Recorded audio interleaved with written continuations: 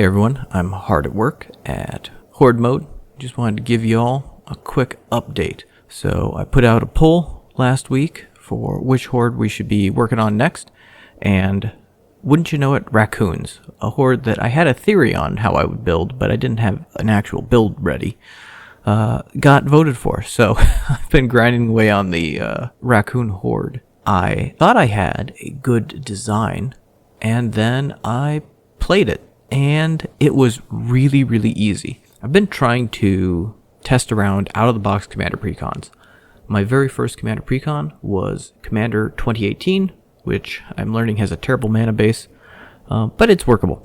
And so it's a pretty good place to sort of start. It's not the most overpowered deck ever, probably a low-powered deck just in general, but it's a functional deck, so it's good for testing. I had another deck that was super strong, that was just crushing the Horde, and I realized in single player that essentially once I got to turn 6, that deck was designed to just go crazy, and I was trying to play against normal basic Horde rules, so I've had to adjust things a little bit.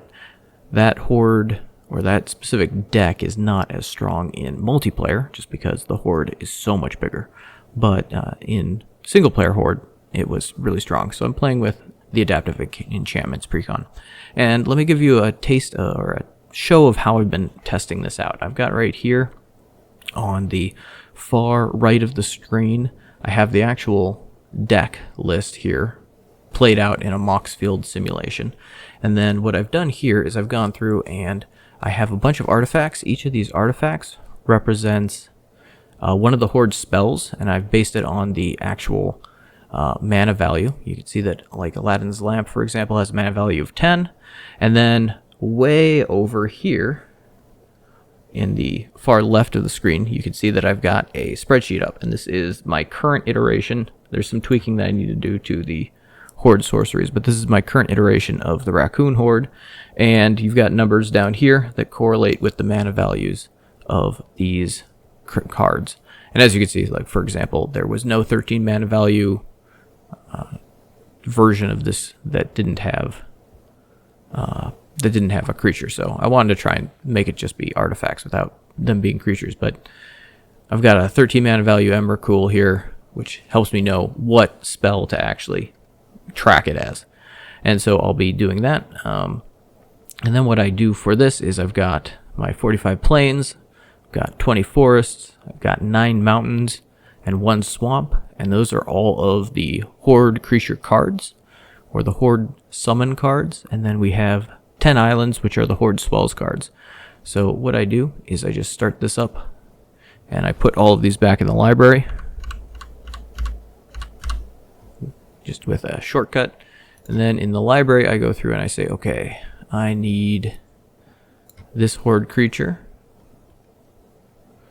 and I need this Horde creature.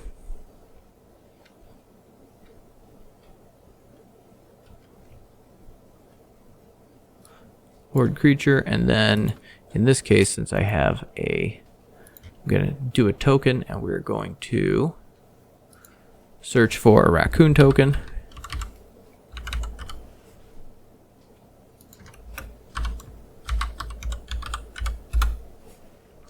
There he is.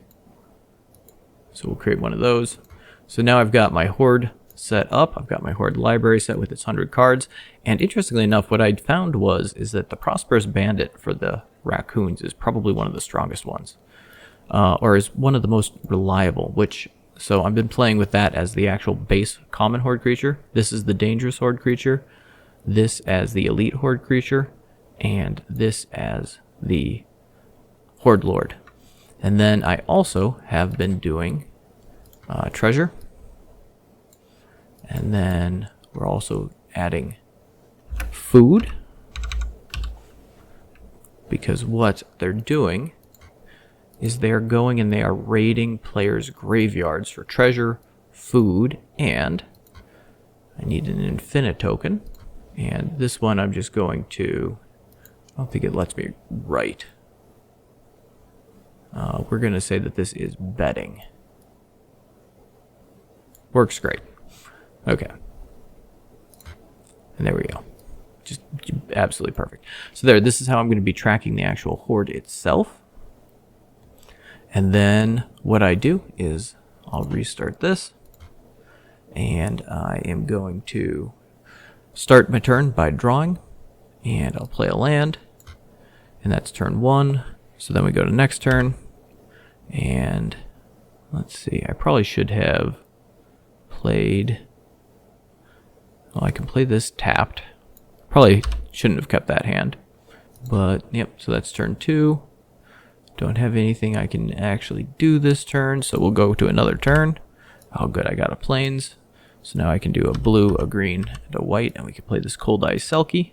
I could also just play 2 Vasa. That's going to draw me a lot of cards though, so we'll start there.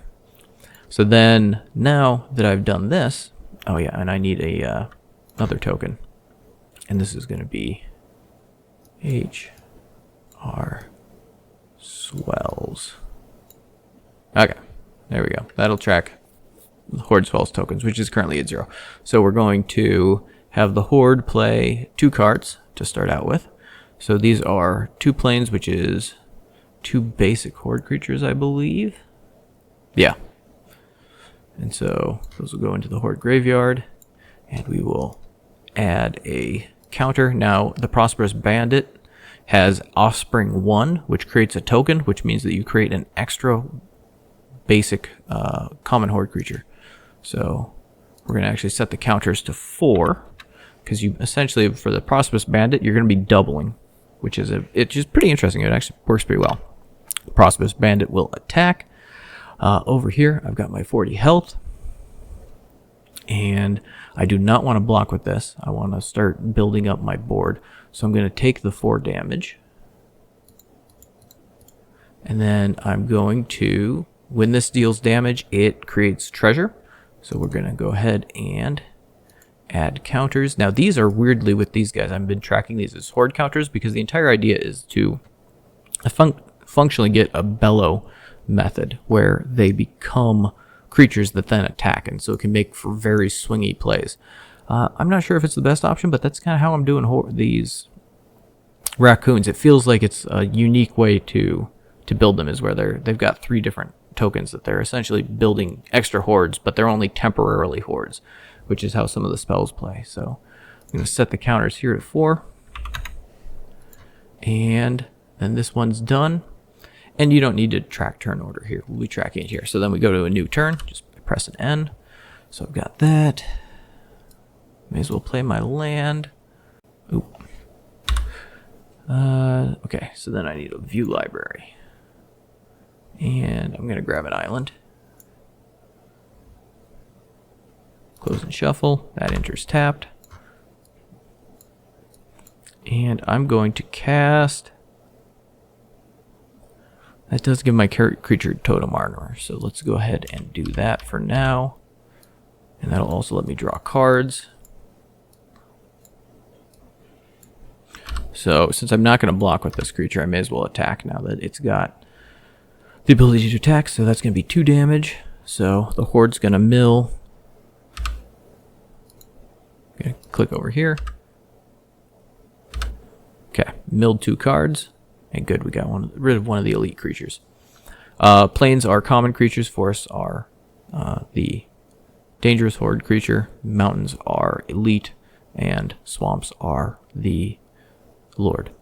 Okay, so then I'm going to draw 3 cards, because 2 for this one being a 2/2. And okay, and then I'm going to have to discard. This one actually causes all sorts of issues. It kind of works against me. This is one that makes cards in graveyards not be able to be the targets of spells or abilities. Alright, so then what we've got is... That's the end of the turn. So we'll come over here. We've discarded down to hand size. So now over here. No Horde Swells yet, so we're going to go 2. Okay, so we've got 12 spell.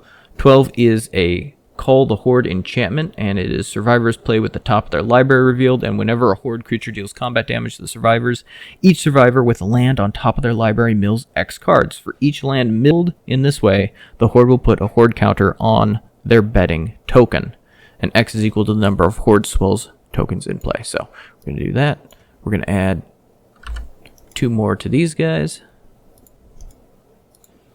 And I will now play with the top of my library revealed.